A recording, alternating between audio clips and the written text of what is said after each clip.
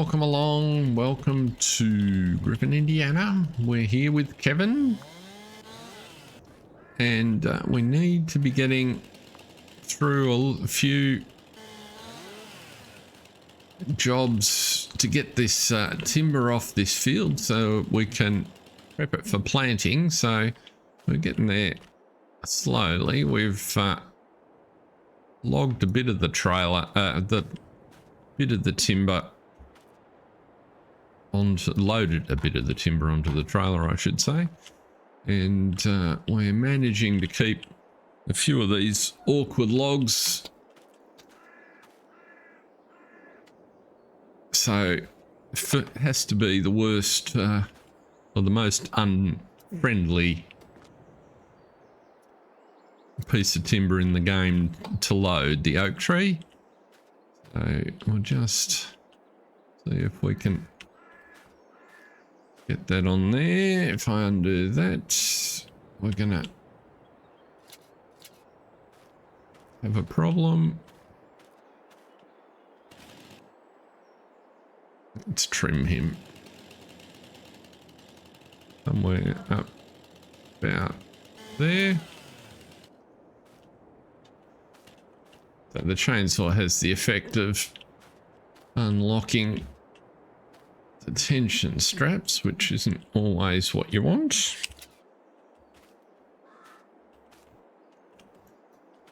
But these little bits we can generally get in if we're a little bit tricky.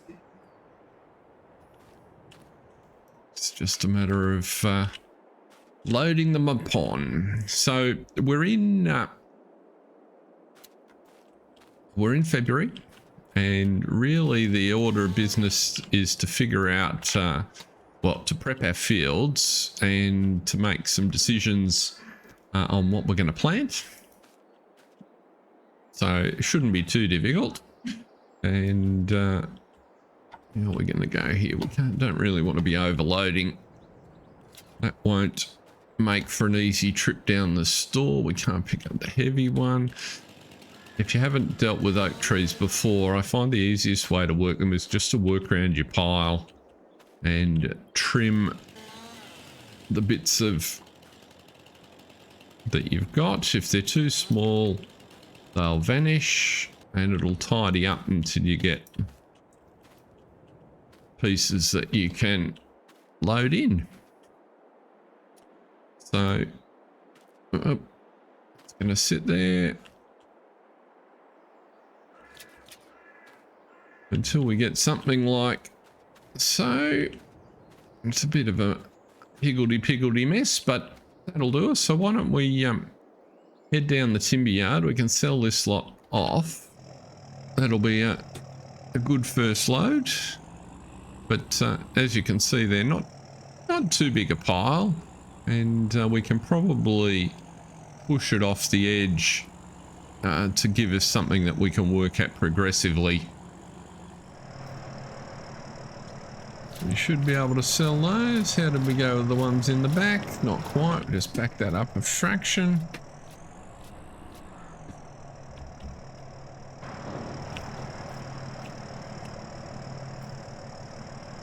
And there we go. So about 5,000 all up. So we're trying to get the fields cleared today, or at least a couple of loads sold, but start the prep for the planting that's coming up. If we have I don't need that anymore. If we have a look at the planting calendar, we'll come back to animals shortly. But if we have a look at the planting calendar, we're here in February, and next month planting season kicks off. As much as he enjoyed the financial rewards of the soybeans, which when they get to best price, our soybeans in the silo are going to be worth a pretty penny, somewhere up the 150,000 mark. He knows he needs to do a bit of crop rotation. we don't have a corn header, so at this stage, and he'd prefer not to buy one this season. So what he's thinking is we need, the canola won't give us any straw. So we've got a big field of canola. So putting oats in would be a good idea. Sunflowers would also be a good idea, but then we need a header the same as we do for the corn. So he's thinking potentially of putting some sorghum in. So giving us a field of oats and a field of sorghum. And so that would be, we'd put oats in the twilight field and sorghum down in field 22. So that's currently the plan. The barley field, contrary to what it says there, actually has canola in it. And we could probably change that, given that would help us understand.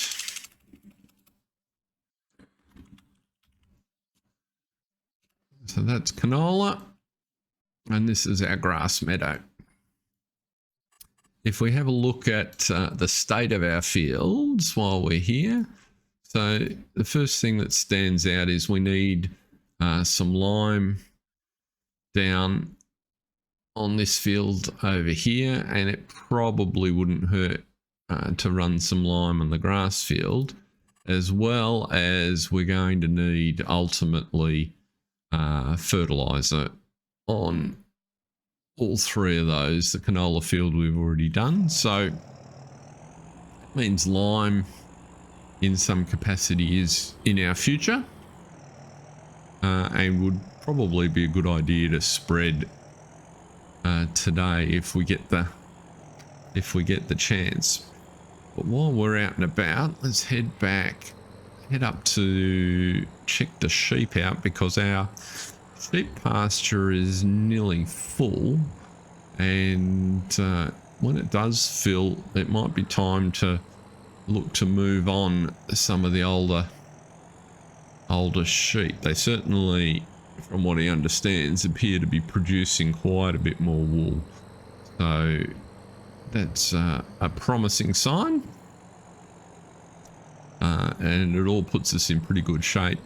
We want to maximize the amount of fabric we can produce over the next couple of months, so we've got a good load to be selling when it gets the best price in late April or May.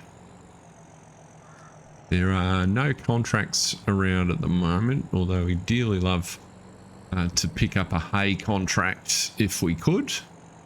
So hoping that next month we might get access to some hay, because our growing Angus population is eating through a fair amount of hay now, because we're going with all grass-fed beef stock. So that's working quite well.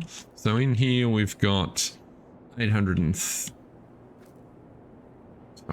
got 3 pallets of fabric in the container, one sitting out the front. So we'll put that in there in a minute. And we'll move this wool across. Looks like we need to move another hay bale around the front. And as you can see, 3 pallets of wool sitting out there.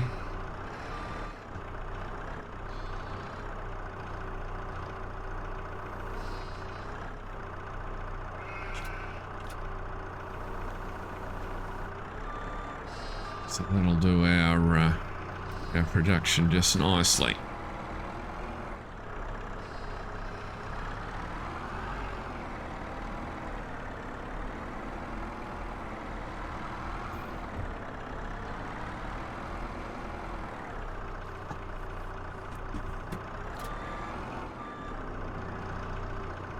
Thank you. Back with us.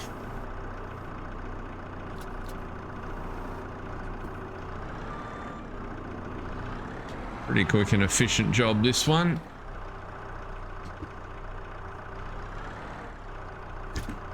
There we go, stack that neatly in there. Just go and get those last 2 full pallets of wool.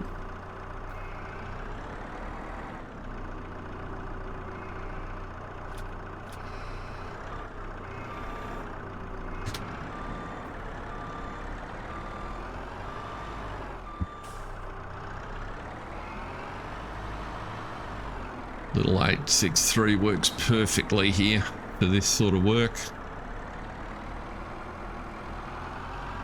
Nice and manoeuvrable, pretty well balanced. But the only thing that'd be nice is if we could get a weight on the back. There we go. Right in this loading point.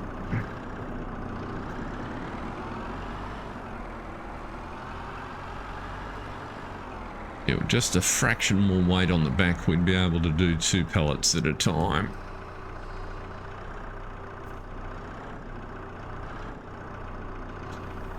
Drop you down, strap you on.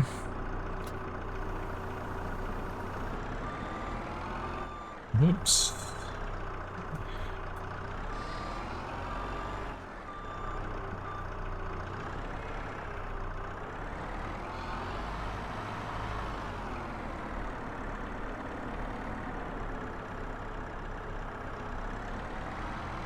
That's that bit taken care of.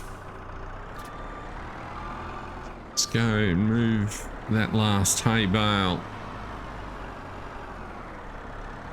into the feeder. They certainly haven't run out of hay, but the last one we had stored around here is not going to be used unless we shift it.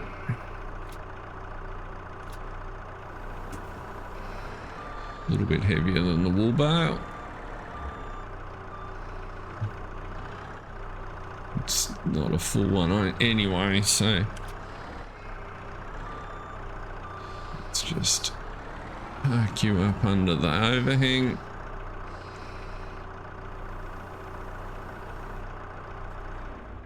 There we go. So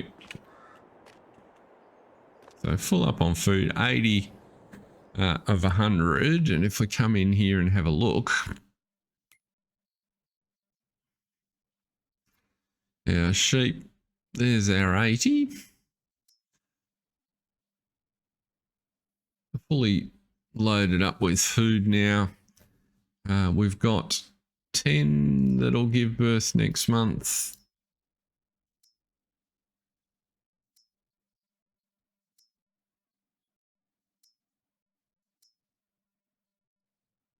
Rightio, so 10 for next month.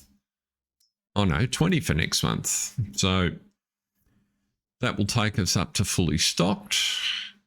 And then it'll be time to start thinking about potentially when we want to sell the oldest one, the oldest lot, because the month after that, a couple of months down the track, we're going to get another 20. So we're going to need to make space for those. In fact, we'll get 30 with that lot.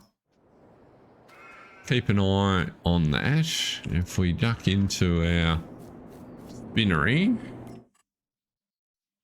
what we'll find is we've got some wool. We need to activate that.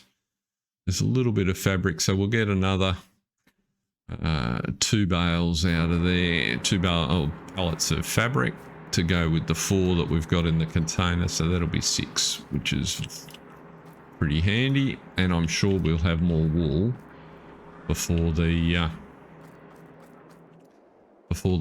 season is out. So let's head back and see if we can sort out some lime to put on that field. Now we've just stop here and have a look. You can see the weeds are pretty rampant, but we have mulched it, so we just need to get the lime sorted out and we'll be ready for sowing. And I suspect the easiest way to be doing that is with our Amazon spreader.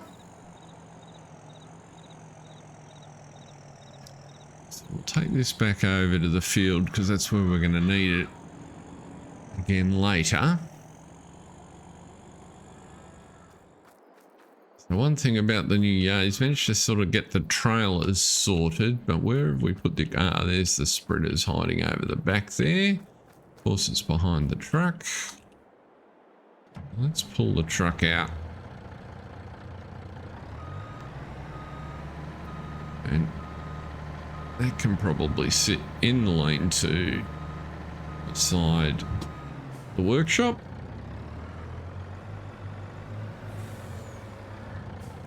As good a spot for it as any, which puts us in a position where we can get the spreader.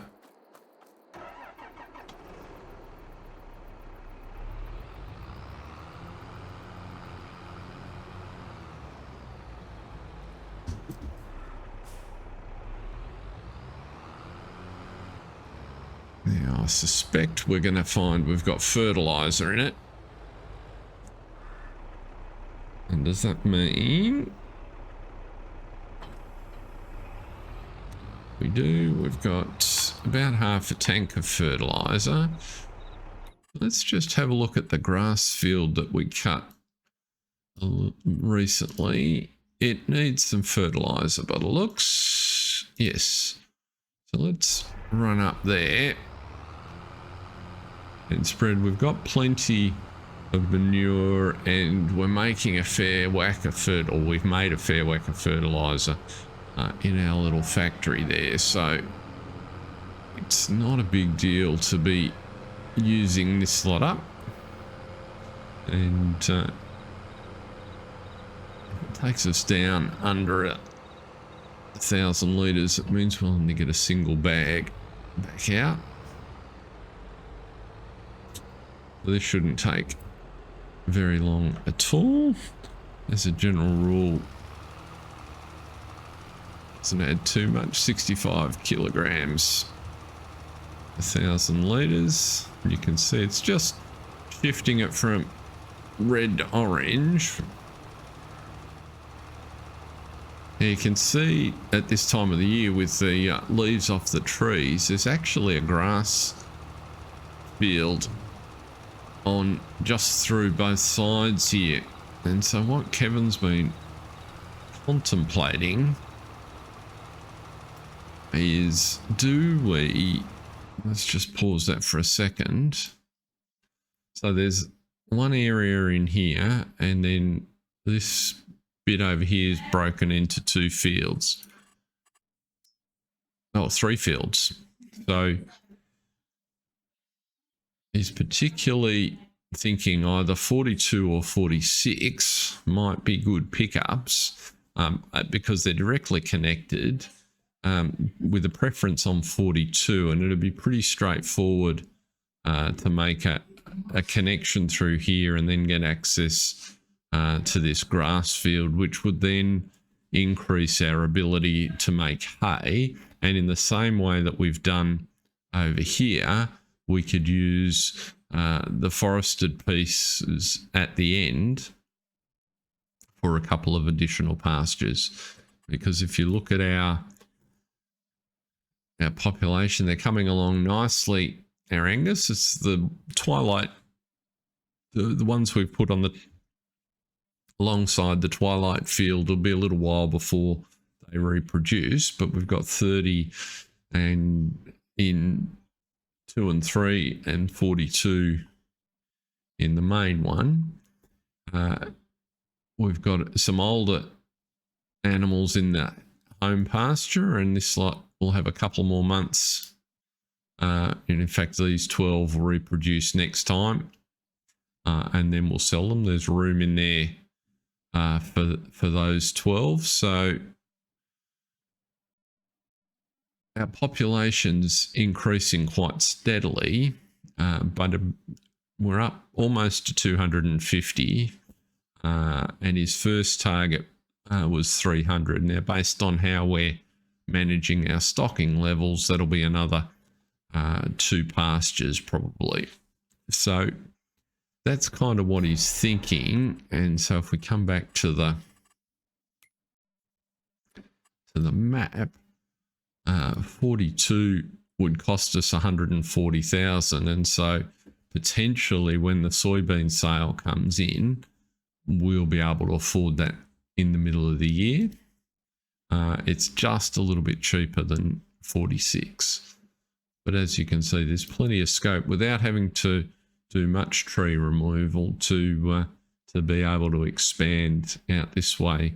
41's a little dearer, and 43 is a fraction cheaper. So these three fields here potentially give us access to another really good sized meadow and some space to put down our pastures. So that's basically what he's got in mind from the livestock standpoint.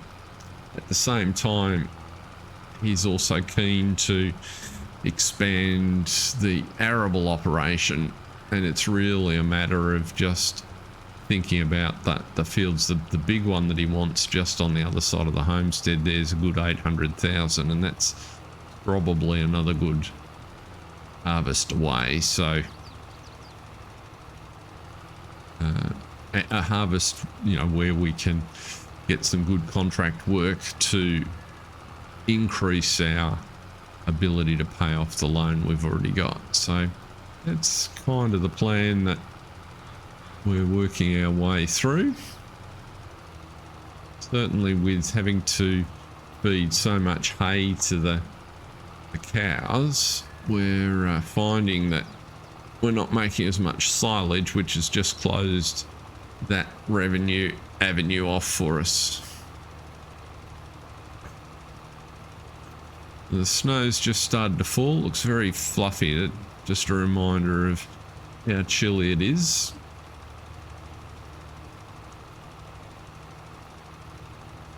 All Kevin sees being a dyed-in-the-wool Minnesotan is just the bright sunny day. Doesn't feel the cold at all down here compared to where he's from.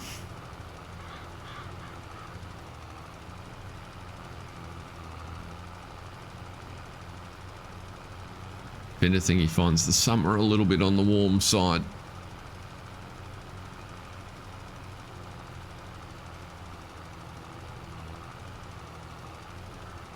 So anyway, we've topped off the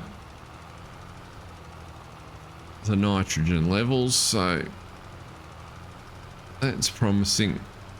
We've emptied down the fertilizer that we'll tip, so we'll take that out in a bag. We can just drop that beside the plant and take a load of lime down and spread it at Woody End.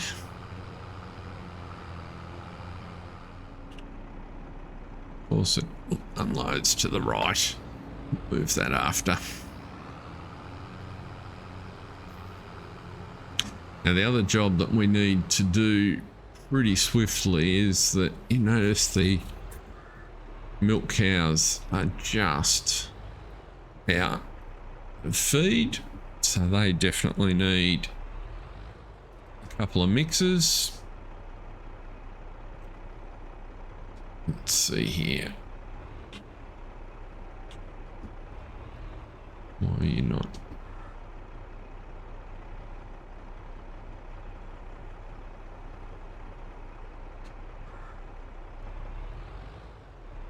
If we got no lime in the silo, that'd be the first reason why that's not happening. Whoops. So there we go. We can refill the silo. I think we will, because we'll need it in due course. It's easier to buy a whole truckload. And now we can refill our spreader.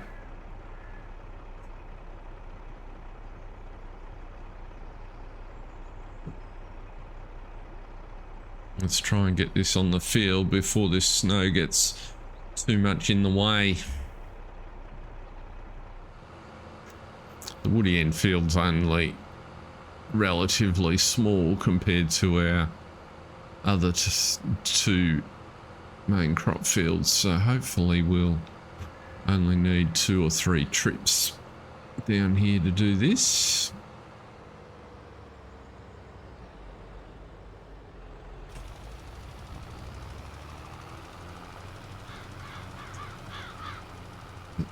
Lime does tend to spread fairly liberally, so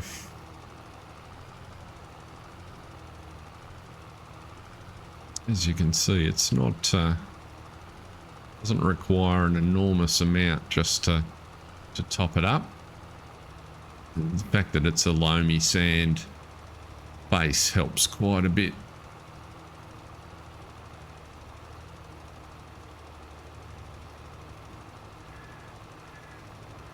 So based on that way it's applying, we might not even require the 2. I'll just narrow the spread down there a little bit.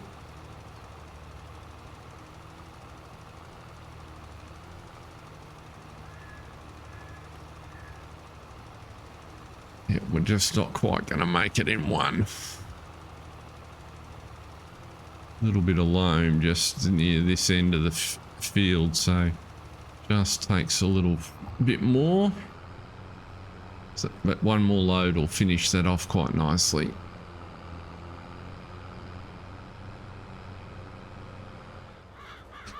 He wants to put a few new extra trees along the edge of that shed where he planted the American elms last time. He's got some oak there, saplings as well, but Jocelyn has asked him just to wait until they come up a little bit, just so that we do it gradually and see how they go. Also, she thinks that it'd be a good idea to put a couple in that section of grass over there in front of the apron, so it doesn't want to screen the view entirely from the house out over the valley, but just scatter them along there. Make the place look a bit lived in when we get a moment.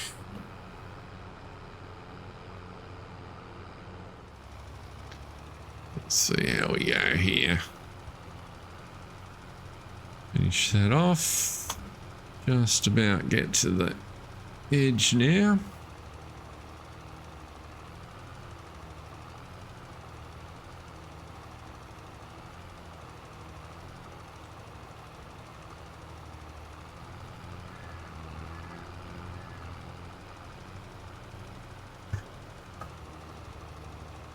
Just that last little wedge in the corner. Done it before the snow's closed in, which is a good thing.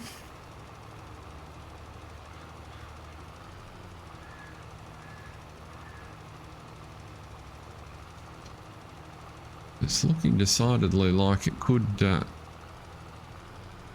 be a chilly day.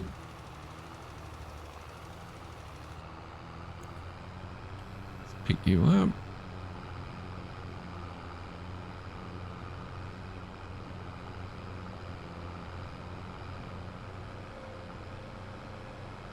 Good time to feed the cows, I'm thinking.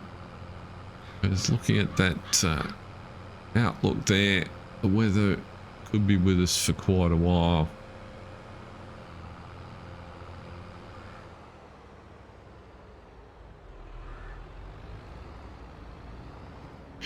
Let's see. Let's pop this in front of the header.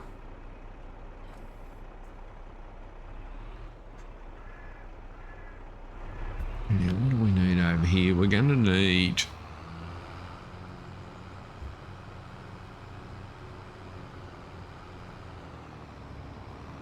a way to manipulate the bales.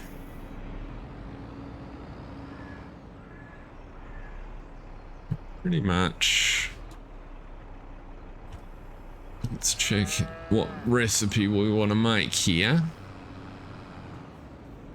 Got hay, we've got silage.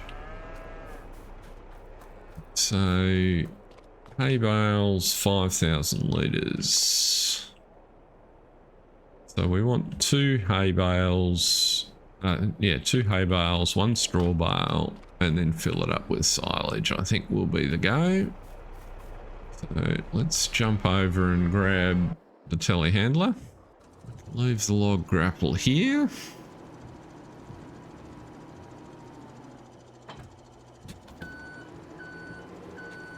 Duck back to the yard.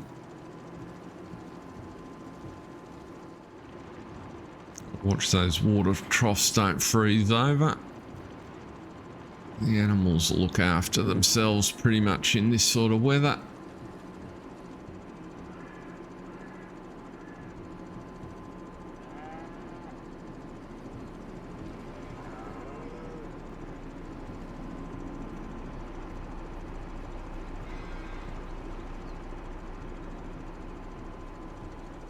Rightio.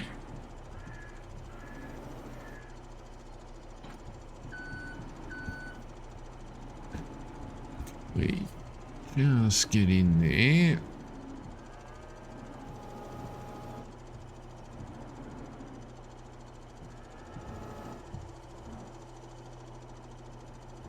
Just squeak you out.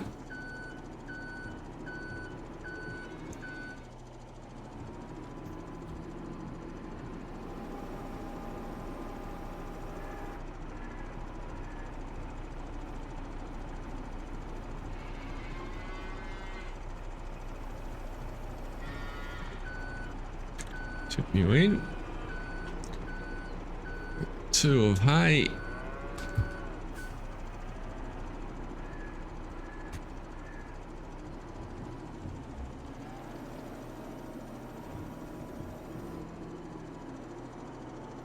With any luck, those 2 right there.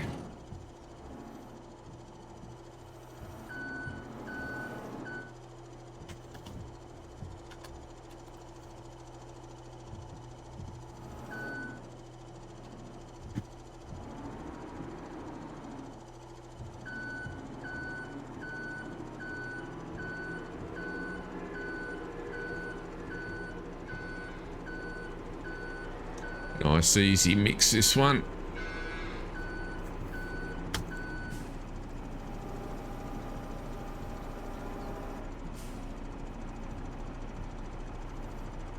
So apart from being just a little bit slow with a top speed of only 9 miles an hour, that's annoying.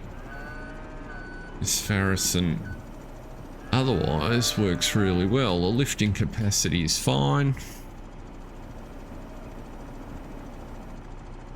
You're not spiking that for me.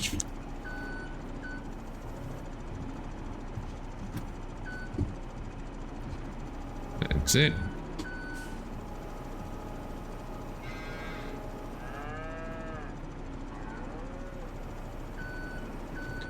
Beautiful. Just move you out of the way.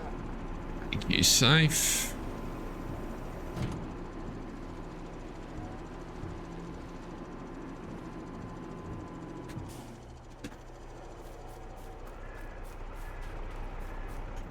Top you up with silage.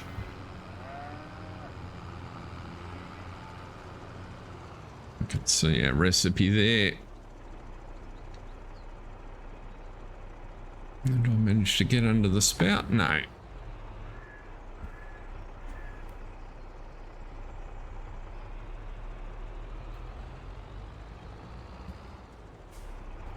Not well aligned. That'll be a bit better. Plenty of silage, and our recipes now in the grain.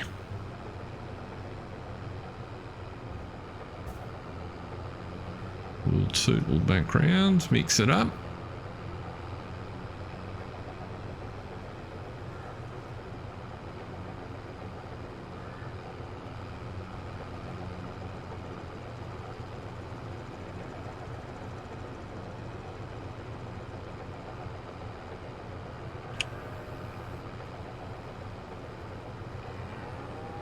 And that should do the job beautifully there.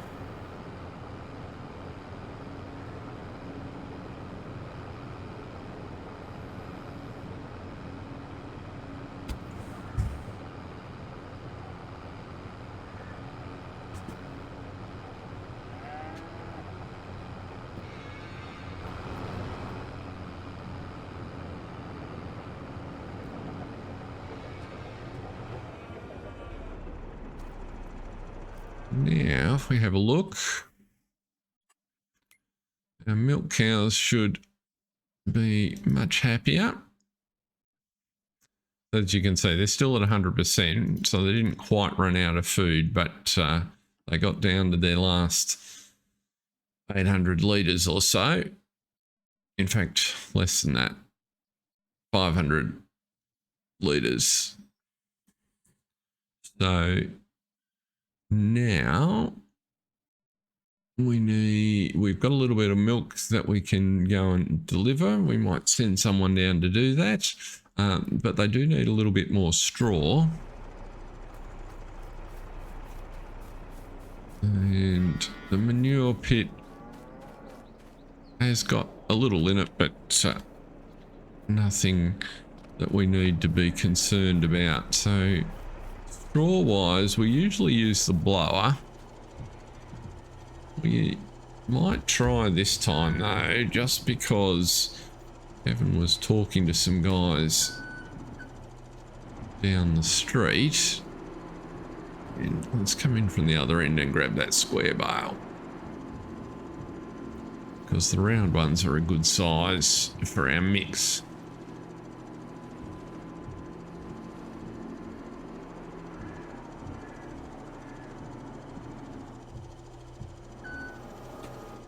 So the guys down at Larson's said that he might find that his feed mixer will chop the bale sufficiently.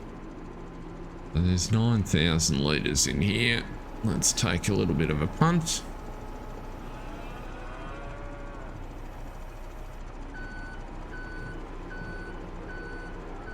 Let's see what happens.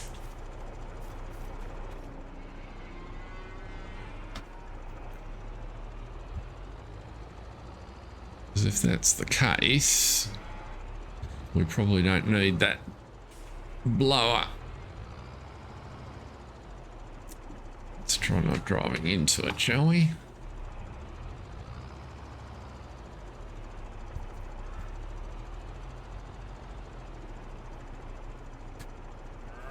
And it will blow the straw out for us.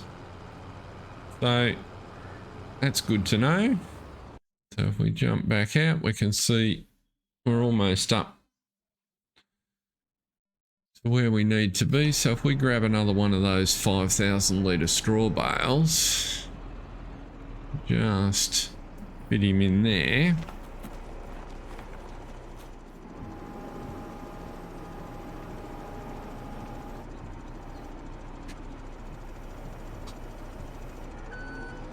That'll do that job just nicely.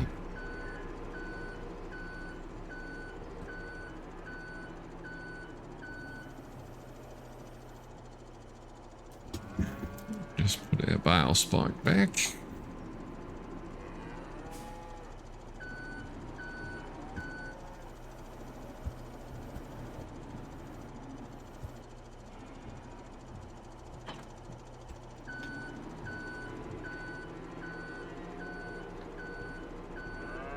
We've got a pallet fork to move that lime pallet.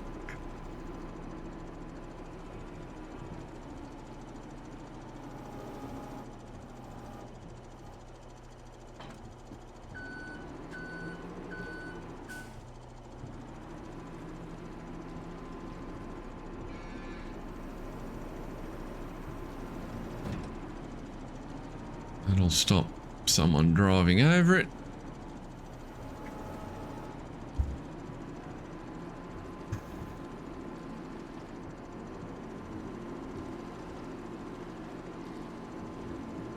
The best place to store it's pretty well sealed in that container.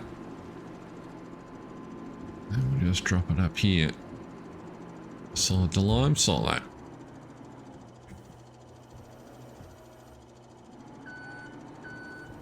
Sweet. Might be a good time to duck in for a coffee. But we'll just empty that straw out first.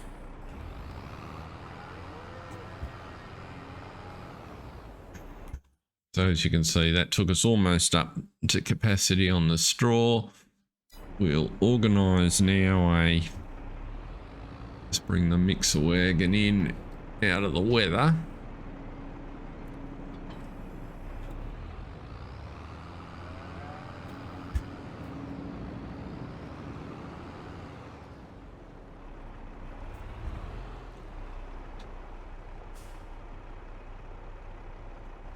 And we'll organise a truck to take the milk down, and that will be the cows looked after for the moment.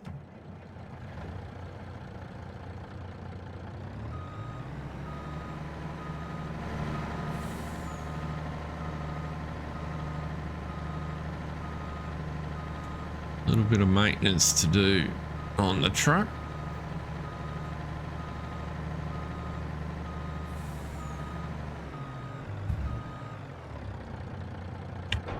Which we can probably do after the milk run. You're gonna get round there? No.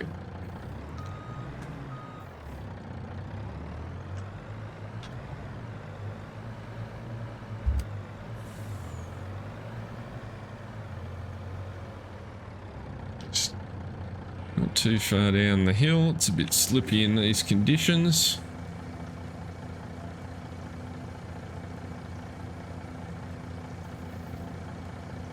There we go, 2,700 litres of milk.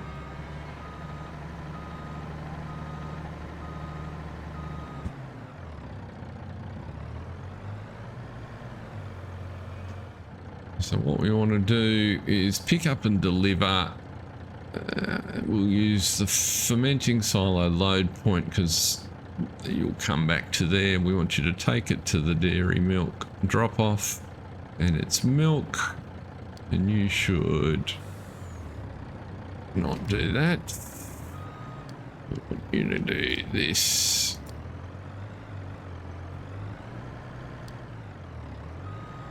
I can stop you trying to turn around before you activate.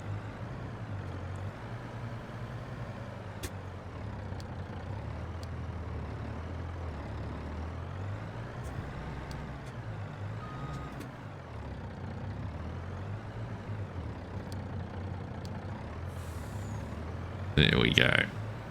Get you on the correct path, and away we go. So while he's doing the delivery, Kevin might grab that hot cup of coffee and head over and load a few more logs. A few hours later, and some time has passed. Just got our third load, and as you can see, just got a few scraps of firewood left to for a future load in the trailer, and Kevin's just pushing those off the field so that we don't have to worry about them for a minute. There's a piece caught under there somewhere.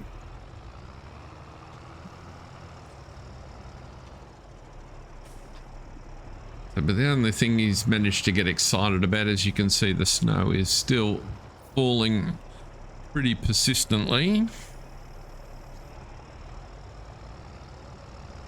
But in one of his trips down to Larson's, they alerted him to the fact that there was some equipment in the second-hand market that he might be interested in. So he is indeed interested. So I've got a sneaking suspicion on this next trip he's going to duck across and take care of at least purchase, seeing as the timber's generated enough in the bank to cover it. We'll just get this off the field here. There we go. And that way we'll just fill up the ute when we drop past on occasions to check on the animals. At least that's the plan. There's still plenty of other trees down around the traps that we need to tidy up.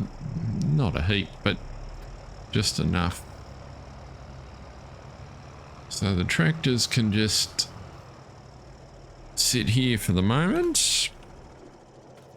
We'll head down to Larson's and see what this, or it's actually Miller's, the lumberyard, and see what this load is worth.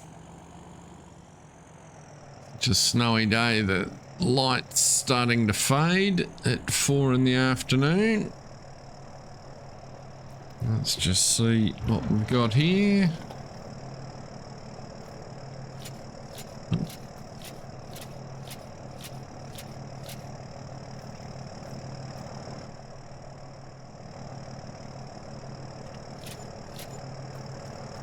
Rightio.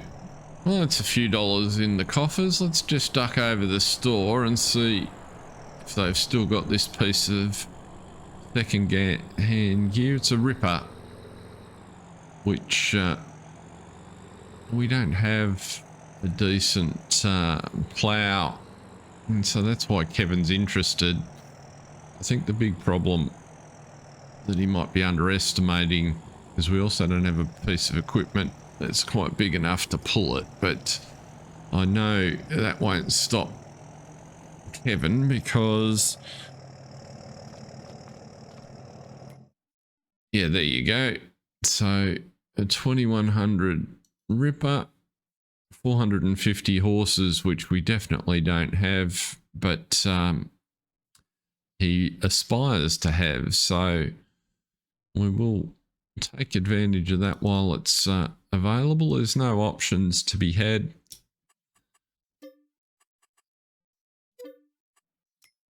And so the question is, can we connect that up behind the logging trailer? We might.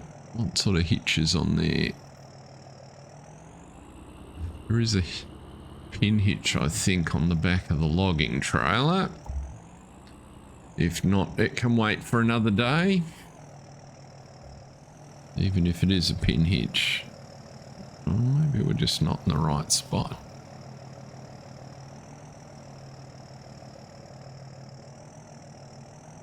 No, doesn't want to connect. Not surprising, really. And in this weather, probably a double load behind the ute is getting a little excessive. But for now, that's where we might leave it. We've got the fields ready to seed, so that's what he was aiming for in February. If this snow keeps up, there won't be much done in the back half of the month. So we'll just have to see how it goes. He's been expecting it to settle on the ground anytime soon, given we've now had 4 hours or so of it. But until next time, thank you very much for watching. Hope you've enjoyed it. Stay safe. See ya.